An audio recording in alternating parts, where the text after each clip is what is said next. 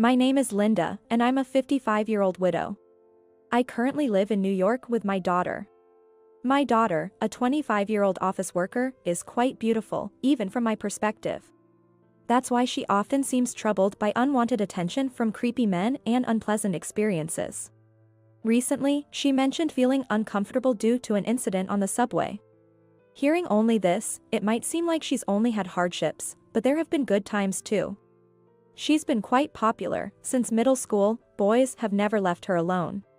Although she's quite shy, she somehow ended up dating boys who approached her.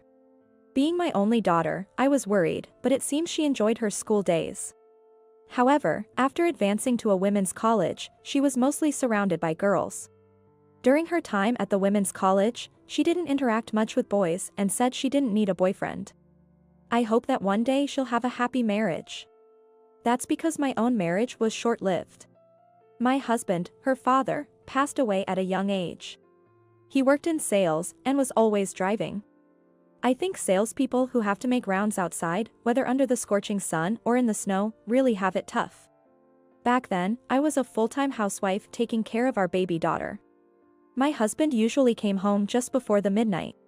He worked for a company with a lot of overtime, so he was always exhausted. But he never got angry, even if I hadn't finished the housework, and he would wash the dishes left in the sink. After taking a bath, he would also meticulously clean the bathroom. He was a good husband. Then, one day, he suddenly never returned home. He made way for a car that was tailgating him while on the highway. That car, perhaps frustrated at being overtaken by my husband in the passing lane, flashed its lights and honked like a maniac. This is what I heard later from someone who witnessed the scene. Despite my husband moving out of the way, the tailgating driver continued to pursue him. Frightened of being tailgated again, my husband moved back into the passing lane. But the other car, accelerating to full throttle, crashed into him with such force. Both cars were wrecked in the collision. My husband was wearing a seatbelt, and there were airbags, but he died from hitting his head on the glass. Furthermore, flames broke out, and the surrounding area turned into a sea of fire. The other car was also destroyed, and its driver was confirmed dead at the scene. I remember hearing about a terrible accident on the highway that made the news. Witnesses testified that my husband was not at fault. But what followed was a nightmare. Unbelievably, the other driver was not insured. It was a hopeless situation. So even when I thought about claiming compensation, it seemed impossible, leaving me in a state of panic. With the other driver deceased and uninsured, I felt despair, wondering if there was anything to be claimed at all. It's not that I wanted money, but it felt terribly unfair that my husband had died. I thought about taking legal action, but people around me made heartless comments. Being young at the time, I was the subject of curiosity and gossip among the neighborhood ladies. Linda, even if you go to court, it's pointless. After all, the other driver is deceased and was a loner, right? You won't get any compensation. So why not just give up? Well, yes, but I understand you're sad about your husband's passing, but you have survivor's benefits and life insurance, right? You'll manage somehow. Do you really need to cling to money? Wait, no, it's not about the money. I just wanted to clear my husband's name. But there's no one to take revenge on, and you can't even do that now. Instead, you need to move forward. You're still young. And you can start over. You're only in your 20s, why not remarry? That would secure your life, right? I can't imagine being with anyone other than my husband. Well, you say that, but you are meant to be supported. Indeed, I was supported. As a homemaker, I was under my husband's care and lived a comfortable life. But I never wanted to leech off a man, nor did I consider finding someone new to support me after that. It's not that I think being a homemaker or remarrying is bad. It's just that it wasn't for me. My husband and I married after a great love affair, so I couldn't possibly think of being with anyone else after he was gone. He was the one I decided to be with till the end, no matter what. Why did he have to leave so soon? And to think, it was due to a tragic accident. After all these hardships, I just want my daughter to be happy. If she could live a long, healthy, and happy life with the husband she loves, that would be enough for me. One day, my daughter came to me with a smile, saying she had something to tell me. It seems her boyfriend proposed to her. I knew she had a boyfriend, but I hadn't met him. I wondered how he proposed. Tyler gave me an engagement ring yesterday. It's from Harry Winston. Look, look. Oh, it's absolutely gorgeous. What does Tyler do for work? He's a salesman at the major A bank. Oh, the famous A bank. He must be a very respectable person. He must have done well in his studies too. Yes, he graduated from K University's law school, so he's really smart. And Tyler's father works in investment banking. His mother is a homemaker. Wow, truly an elite family. That's wonderful. And we were talking yesterday, and we'd like to pay a visit to introduce ourselves. We're planning to go to Tyler's house together. He said he'd like you to come along too, Mom. I'd feel uneasy going alone. Well, if that's the case, I suppose it's fine. Thank you, Mom. Ah, I'll be getting married soon. My daughter was wearing a gorgeous ring and beaming with joy. Then she carefully placed it back in its box, treating it like a treasure. Given it's from such a renowned brand, it must have been incredibly expensive. I'm not very knowledgeable about jewelry, but considering the size of the diamond in the center, I thought it might cost over $10,000. I've seen similar items in fashion magazines I occasionally read, but that's just a guess without any proof. To be able to afford such an extravagant ring, he must be wealthy. Indeed, I've heard that salaries at major banks are incredibly high. Top earners there can easily make about $80,000 at a young age. With the average salary being around $40,000, they're earning double that. Considering his father also works at a major bank, they must be quite wealthy. Then, the day came for my daughter and me to make our visit. Not wanting to overdress, I chose a subdued black dress with a cardigan and a beige handbag. I opted for beige for the bag and shoes to avoid looking too much like I was in mourning, given the predominance of black. My daughter was checking her boyfriend's family home address on her phone. Though he lives alone in a different apartment, his family home seems to be a bit away. Their family home is an apartment, but not just any apartment. It's actually a high-rise luxury condominium. Entering the apartment, I couldn't help but think, this really is a family of major bank employees. We arrived at Tyler's family home. Since they mentioned they would be waiting, I assumed they were already inside. When I rang the doorbell, a mother drenched in sequins appeared. Her dress was so glittery, I wondered if she was about to perform at a New Year's music show. The mother's dress was adorned with pink sequins, but she added a purple shawl over it and wore heavy makeup, which made her appearance even more eccentric. Please come in, you must be Amy. Welcome. Thank you very much. Nice to meet you, I'm Linda, her mother. Nice to meet you. Oh my, such a plain outfit you have on. I've never seen such a poor-looking dress. Excuse me? Oh, it's nothing really. I was momentarily stunned by her remark. I couldn't grasp what she was saying and was left speechless. Was she looking down on me? But why should I be looked down upon? I've never met her before, so there was no reason for her to belittle me. I decided it must have been a misunderstanding. Perhaps she's just the type to speak her mind without thinking. Still, I had to remind myself that while it might be a bit troubling, she probably meant no harm. The interior was impressive, with the living room alone being quite spacious. A large sofa was placed in the center of the room, where the father was seated. The father was wearing calm beige trousers and a gray vest. The formal attire worn inside the house might be for the marriage meeting. But I had the impression that such dressing could be part of their usual attire. It seemed like he was accustomed to wearing it, as if it were his regular casual wear. Then, from somewhere, my daughter's boyfriend Tyler arrived. He had the appearance of a fine young man, the epitome of freshness. The mother then kindly suggested that we take a seat on the sofa. The sofa was U-shaped, spacious enough to comfortably accommodate 4 people with room to spare. My daughter and I were seated at one end of the sofa. The mother went to prepare some drinks for us. The mother, who brought us the drinks, greeted us with a smile. Although her smile appeared malicious earlier, this time it was very friendly. I decided to chalk it up to my misunderstanding. It would be rude to think ill of someone I've just met. I realized my own character flaws. However, it turned out to be a misunderstanding indeed.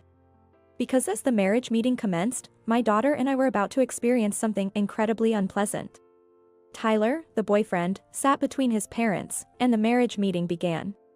There was a brief greeting from him, but I felt a bit uneasy because there was no statement like, "I will cherish your daughter," directed towards me. Perhaps he avoided it because there was no father to address.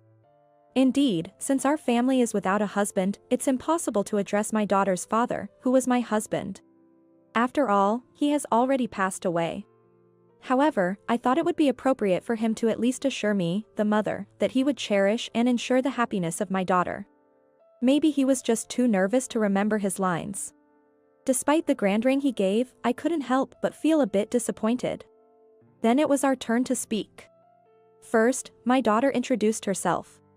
"I'm Amy, and I'm in a relationship with Tyler. We've gotten engaged. He proposed, and I also wish to marry him. Please give us your blessing and accept our marriage." "Well, yes, but, you see, Amy, it's just that. I hate to say it, but it's because you come from a rough background." I was taken aback, doubting my ears for a moment.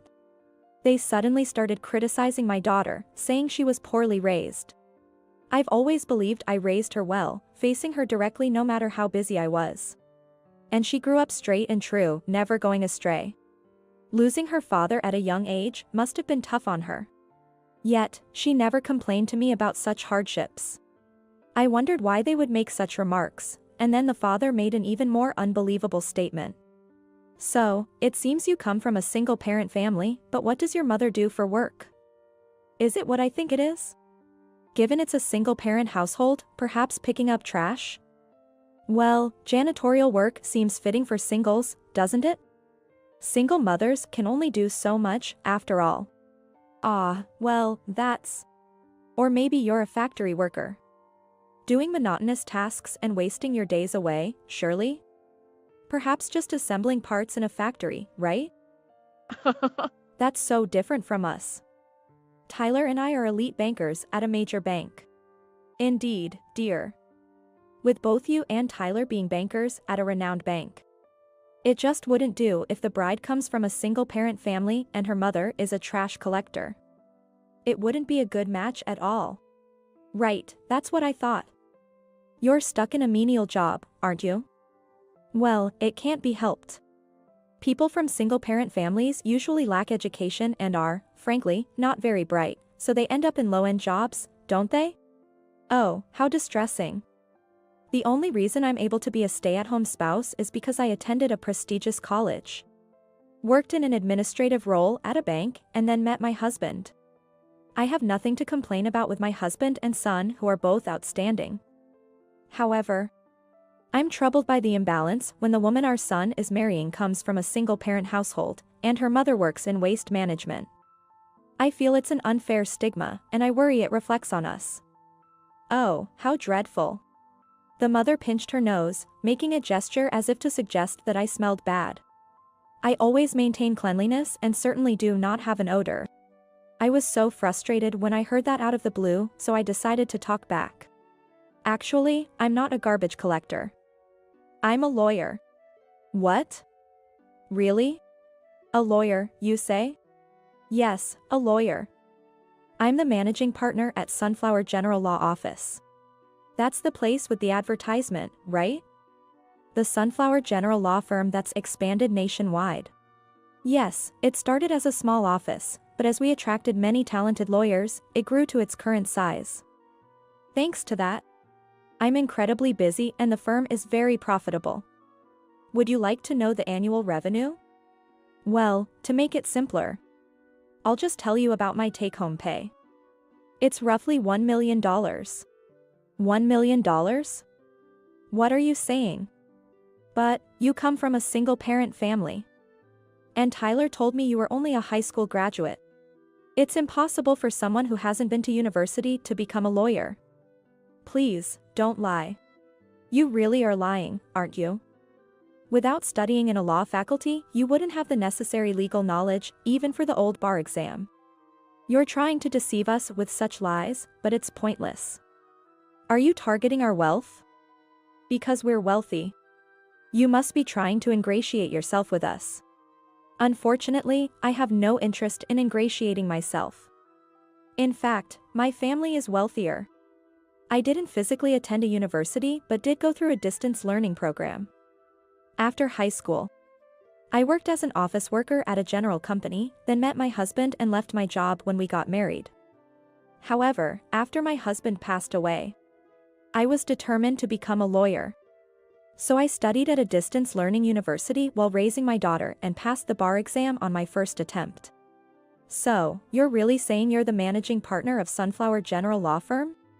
Yes, that's correct. Oh, here's my business card. I always carry them with me so I can work from anywhere. Here you go. I have a habit of carrying business cards everywhere, so I pulled one out of my card holder and handed it to the father.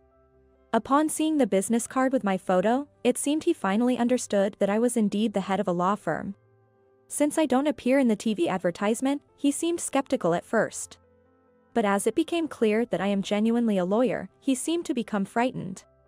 You've been saying all sorts of things about us, but isn't that considered an insult? I hope it doesn't constitute a criminal offense. Well, please wait a moment. I didn't mean any harm. Me too. Can you please stop being so assertive all of a sudden? Isn't this an abuse of your professional position?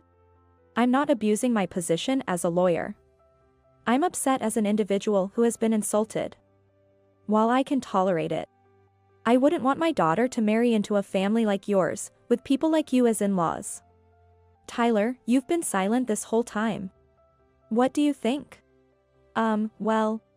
Hey, Tyler, why did you propose to me? If I had known your parents were this cruel, I wouldn't have said yes. What was your real intention? I thought Amy would do anything I told her to because, you know, I'm busy with work and I don't want to bother with household chores. So, I wanted someone who would become my wife to do everything for me. That's why I proposed to Amy. It's convenient to have a servant at home, right? A servant, you say? A wife is essentially a servant, right? If I had a servant who did everything I said, I could relax and focus on my work. The work Amy does seems simple enough that anyone could do it, right? But I work at a prestigious bank as a loan officer, where mistakes are not tolerated. Women are simple, inferior to men, and I wondered if she would devote herself to me. Amy really is simple. Especially to accept a recycled engagement ring. What do you mean by that? So, that ring was actually given to a previous girlfriend when I proposed to her. Then, she found out about my cheating and returned it to me. I can't believe this. How awful. I never thought Tyler could be such a person. Give me back my precious time. Isn't it Amy's fault for falling for me? I thought a girl from a single-parent family might be okay, but as expected, my parents opposed it. And yet, you being a lawyer's daughter, weren't you the one deceiving me? I haven't deceived anyone. It's just that you never asked about my mother's job, so I didn't tell you. But you're actually the head of a super famous law firm group, right? And you're telling me your net annual income is $1 million? Are you kidding me? You're wealthier than us. And here we are, barely making ends meet. Well, living in a high-rise luxury apartment doesn't exactly scream barely making ends meet though. Our rent is $5,000, and my mother shops at expensive stores, putting us nearly in debt. I thought your salary could help. You work at a decent company, right? Your salary must be over $2,000. Were you planning to use all of my salary for your lavish lifestyle? Oh, how despicable. I was foolish to have fallen for such a man. Let's go home. Mom. Indeed, it's best to call off the marriage with such a person. There's no further need for us to stay, it's a waste of time being here. Please wait a moment. We'd be in trouble if we let someone with a net income of $1 million slip away. Please, let Amy marry my son. Is that so? I couldn't help but let my voice sound strange due to the sheer nonsense of it all. Realizing that Tyler was a terrible man, I decided to leave immediately, but it seems his father was dazzled by my annual income. Initially, he looked down on us because we were a single-parent family, but the moment he found out about my good income, he completely changed his tune. And then he had the audacity to suggest my daughter marry his foolish son. I thought to myself, I'm not that foolish. Why on earth do I have to deal with this family? Marriage is a union between two families, so if my daughter married Tyler, I would have to interact with them as relatives. Dealing with this insane family could potentially destroy my own sanity. I couldn't make sense of anything they were saying and decided to ignore the father and leave with my daughter. But the mother grabbed my sleeve and wouldn't let go. Her face was desperate, and no offense, but it reminded me of an evil witch.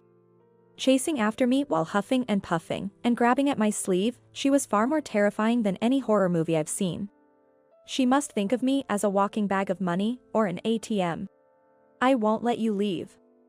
You're not going anywhere until your daughter agreed to marry my Tyler. Please. Let your daughter marry him and become part of our family. Oh, how I look forward to your support from here on. I never intended to offer support, and I'd like to drop the marriage talk, okay? Right, Amy? We're done with this family, aren't we? Yes, marrying into this family would drive anyone insane. I'll start a new romance instead. Goodbye. Wait a minute. Are you perhaps misunderstanding something? Even if Tyler and I were to marry, why would my mother need to provide financial support? The whole notion is absurd.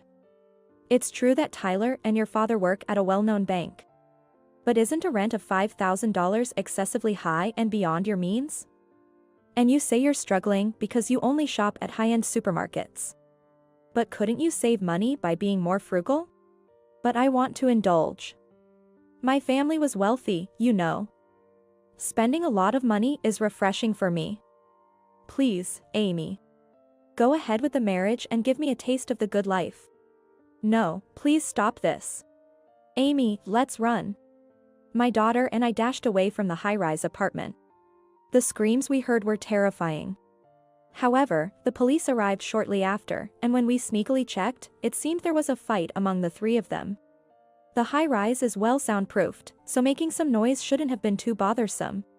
But someone must have called the police due to noise in the common areas.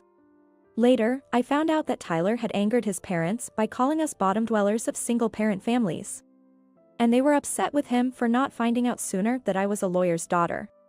Tyler wanted a wife who could earn money like a servant outside the home. And his parents also wanted a servant, preferably a woman from a good family.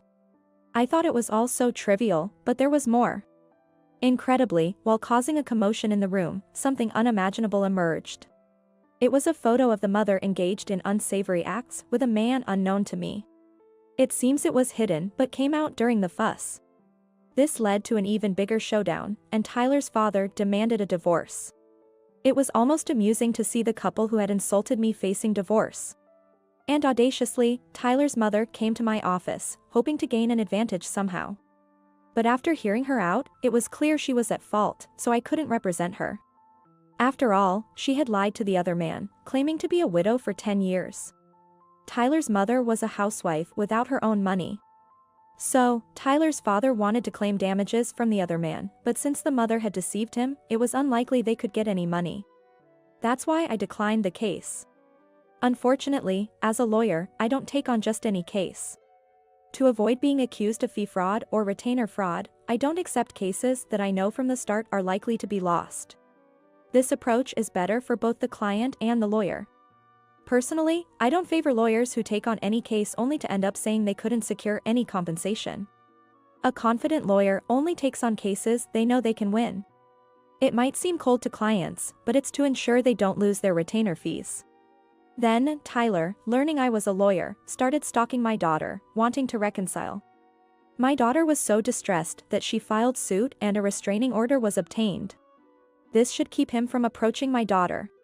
It's outrageous how he changed his attitude completely once he found out I was a successful lawyer. After all, it was for my husband's sake that I decided to become a lawyer in the first place. After he passed away, I was at a loss about how to go on with my life. The thought of living in constant anxiety while raising my daughter alone nearly drove me mad. I wished I had a marketable skill, but I had no valuable qualifications.